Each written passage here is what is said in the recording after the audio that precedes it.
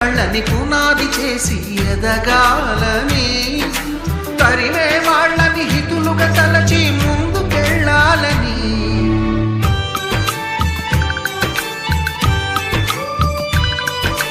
కన్నుల నీటిని కలల సాగుకై వాడుకోవాలని, కాచే నిప్పుని ప్రమిదగా మలచి కాంతి పంచాలని, గుండెతో ధైర్యం చెప్పెను, చూపుతో మార్గం చెప్పెను,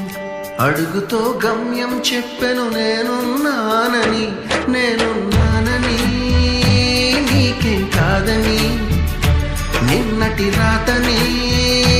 మార్చేస్తానని.